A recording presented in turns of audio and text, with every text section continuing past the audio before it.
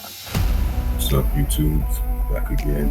It's too many choices. Today's video is going to be about the Second Amendment, the NFA, and short barrel rifles. And why it is illegal for an individual. Well, it's unlawful for an individual to cut down a barrel shorter than 16 inches on a firearm that's been purchased on a 4473. So stay tuned.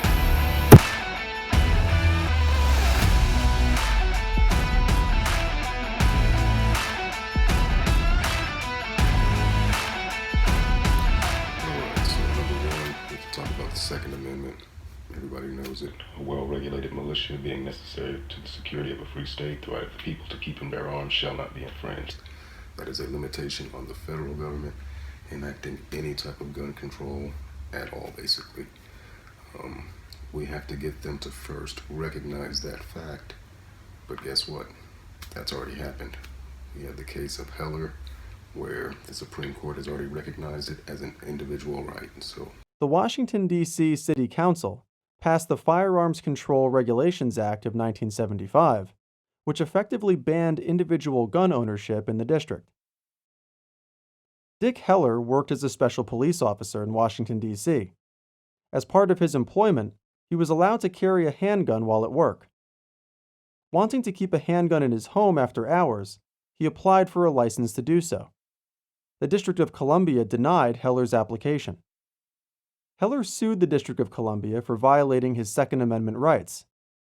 Based on its reading, the District Court found that the Second Amendment does not create an individual right to gun ownership unrelated to service in an organized militia, such as the National Guard, and thus the District Court dismissed Heller's complaint. The Court of Appeals found that the Second Amendment does create an individual right to gun ownership and reversed the lower court's decision. The United States Supreme Court granted certiorari. The issue on appeal was whether the D.C. law prohibiting the possession of handguns in the district or usable firearms in the home violated the Second Amendment to the United States Constitution.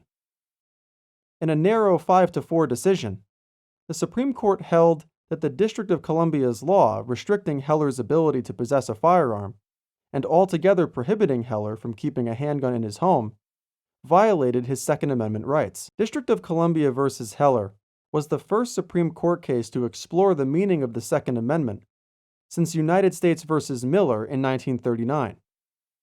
Heller set the stage for the 2010 case of McDonald v. Chicago, in which the Supreme Court expressly held that the Second Amendment was incorporated against the states. Step 1, already done. If you don't know what that case is, you can look it up. It was in D.C., and basically a gentleman was able to convince the Supreme Court that the Second Amendment is an individual right. So it's been incorporated. It applies to everybody. Beyond that, we have to start looking into other things. Like, if we have that right, and it is almost unlimited within respects, and it's limited, but where does that limitation start, and how does Congress even enact any gun laws if that limitation is in place? And then we have to get to part 2, which would be the Commerce Clause. All federal gun regulations stem forth from the Commerce Clause, and I'll shoot in a quick couple of pieces of video here to show you how that applies to all of this. Here's how James Madison described the Commerce Clause. It was intended as a negative and preventative provision against injustice amongst the states themselves, rather than as a power to be used for the positive purposes of the general government. Simply put, under the Constitution, the Commerce Clause is not something that authorizes the federal government to regulate, control, or prohibit anything and everything they want.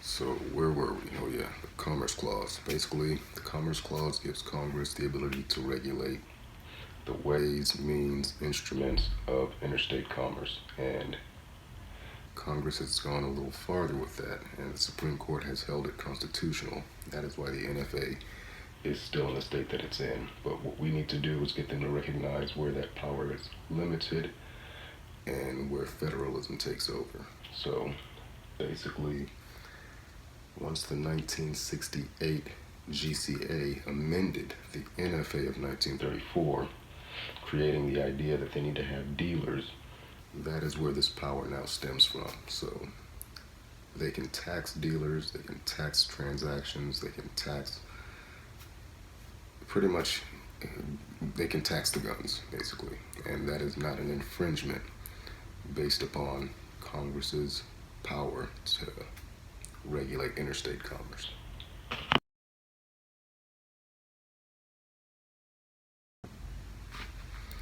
So, okay, they can regulate commerce, but the question then is begged, where does commerce start and where does commerce end? So, my understanding, I'm not a smart guy, so take it for what it's worth, is that this is an AR pistol lower. When I bought it, it was a pistol. It still is a pistol. That means that it can, by federal law, have any length upper put on it, whatever. Just not a stock is what they would say. But my question would be, since the AR-15 has a split receiver, and my understanding of the NFA and Federal Commerce Clause as applied to dealers and individuals is that an individual may not act as a dealer. Okay, so let's take the Walser 10. This firearm does not have a split receiver. There is no way to separate it from its lower half. It is one piece. The trunnion and flat barrel connect together, does not separate in any way. If I were to chop this barrel down and make it less than 16 inches, because this firearm was sold in interstate commerce and with a barrel greater than 16 inches, it already has one tax paid on it. By me chopping it down lower than that, I would be then acting as a dealer by changing this from permanently changing this from a Title I firearm to a Title II firearm. That would make me a unlicensed dealer, and then they could get you. So how does that apply to the AR-15?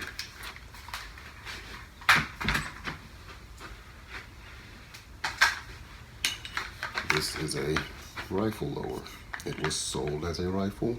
It has always been a rifle. It will always be a rifle. It cannot transform magically from a rifle into a pistol without going through that process and paying the $200 tax stamp or giving it to an FFL to do the same, then transferring it back. But having said that, is this really a rifle now? It's just a lower. It can't shoot a shot, it can't do anything, and it is also not for sale. It is not in the ways of interstate commerce anymore. It's in someone's possession. So here we have the upper that goes with that rifle. If I slap those two pieces together, perfectly legal, fully assembled rifle. Now, we're not even going to get into the idea of constructed intent and all that BS, because this is specifically about the SBR rule and how it would apply to individuals, in my opinion.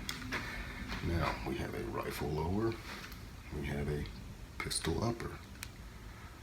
And again, since I have a few pistol lowers, I'm in no constructive possession, doesn't matter, so whatever. And if I were to slap these two together, they would say that I have now manufactured a new firearm, and it is meeting that $200 tax stamp. But did I manufacture anything by assembling two pieces that go together and can be taken back apart? In my opinion, I didn't. And that's where the Second Amendment would come in to play, because you have the right to keep, the right to bear, which is again implying possession. And possession in and of itself is an intrastate activity. So without some nexus back to their federal scheme, which would to me mean transferring something in a regulated format, then they have no jurisdiction over that weapon. unless you become a criminal or unless you attempt to sell or transfer that firearm in some kind of configuration that is under their jurisdiction. I'm not a lawyer. I'm not even smart, but it's just common sense. Again, this lower, pistol upper is designed to separate. It is designed to have any upper I wish to put on there. And as long as it is not put into a regulated configuration and transferred, then there is no way that should be a regulated activity, because it is all, again, intrastate, and it is covered by the Second Amendment. Now, where they get you is state laws. A lot of state laws have issues with SBRs, and if they catch you with an SBR, they can push it up to the federal level. There's a specific case that they had where a guy had a pistol. It was in Texas too, San Antonio, I want to say. And he was a convicted felon, and he had a pistol on school property. The school grounds then found it somehow. I don't remember how, but they found the pistol, and they said, okay, due to this regulation that we have at the federal level, some Safe School Act or something, they charged him at the state level and then pushed it to the federal level. The state charges were dropped, federal charges were picked up. Case went to the Supreme Court after he had already filed or pled guilty. The Supreme Court looked at the case and then said his possession of that firearm had no nexus, or not enough of a nexus, to the congressional powers. There's no way that they could reach that, because otherwise the Commerce Clause, which is what they were using to justify that federal law, could be used to justify anything. I'll try to roll in some clips of the case I'm talking about. I want to say it's Lopez versus United States, but Up the facts of the case. So in United States versus Lopez, here is what happens. In San Antonio, Texas, a high school senior named Alfonso Lopez decided to carry a .38 caliber pistol along with some bullets to school. The administration received an anonymous tip that he had done so, found the gun, and then Lopez was arrested and sent to jail because under Texas law, it was forbidden to carry a gun onto school property. The next day, all the charges were dropped against Lopez. Wait, why? You just hold on, I'm gonna tell you. As it turned out, in addition to the state laws in Texas prohibiting guns on school property, there was also a federal law called the Gun-Free School Zones Act of 1990, which also prohibited guns on school property. So the state charges were dropped because federal charges were brought against Lopez. And because the facts of this case have everything to do with guns, you're naturally going to think this is a Second Amendment case. But it is not. Think back to the enumerated powers of Congress and the reserved powers of the states. Where in the Constitution does it say that the federal Congress has any authority to pass legislation about guns? That is right. It does not. Gun legislation is a state issue, so how in the world did Congress pass a federal law prohibiting guns on school property? Well, they did it based on the authority granted to Congress in the Commerce Clause of Article 1, Section 8 of the Constitution. There it says that Congress has the authority to regulate commerce with foreign nations and among the several states and with the Indian tribes. Now, for our purposes, we just need to focus on Congress's authority to regulate commerce among the several states. But basically, it just means that Congress has the authority to establish a free trade zone among the states. Well, let me just show you how each side argued its case. The lawyers for the United States argued that guns in school are related to interstate commerce because guns lead to gun violence. And if there is gun violence in schools, then people from other states might be less likely to travel through those towns, which would negatively affect commerce in those places. Additionally, if gun violence is rampant on school property, the learning environment deteriorates, which leads to a less educated citizenry, which then leads to those citizens not buying as much stuff. If that sauce tastes a little weak to you, well, I'm not going to argue. Lopez's lawyers, on the other hand, argued that gun regulation on school property is a power specifically reserved for the states, and that the connection between the Commerce Clause and gun violence is weak at best and tyrannical federal overreach at worst. In other words, Congress had no business passing this law in the first place. So those were the arguments. Let's see how it was decided. As it turns out, the Supreme Court sided with Lopez in a 5-4 decision, and here's the reasoning from the majority opinion. Under the theories that the government presents in support of this case, it is difficult to perceive any limitation on federal power, even in areas such as criminal law law enforcement, or education, where states historically have been sovereign. Thus, if we were to accept the government's arguments, we are hard-pressed to posit any activity by an individual that Congress is without power to regulate. In other words, if Congress can use the Commerce Clause to regulate guns on school property, what can't Congress regulate with the Commerce Clause? So at the end of the... That is not a federally issuable issue, possession. So that's my opinion on the matter. Now, I'm sure there are a lot of people out there much smarter than I am that could break it down in prettier words or more exactly, but the fact that the firearm is never altered to a state where it cannot be brought back. Like if I chop down this barrel, if I cut this barrel off, that is a permanent alteration. It is no longer able to be melted back together, okay? That is something that they could say requires gunsmithing. Assembly does not require gunsmithing. That is the point I'm trying to make, basically. So, in light of the Second Amendment, and the fact that it's already been held to be an individual right by the Supreme Court, unless you are in a state that bans specific items, SBRs, SBSs, whatever it is, then you have an actual legitimate use for them outside of that, to where they can't say that, well, anytime you would sell it, it would be in a transfer of a regulated item. My logic is that you could assemble an AR-15, even one that was sold in interstate commerce, in any configuration you want.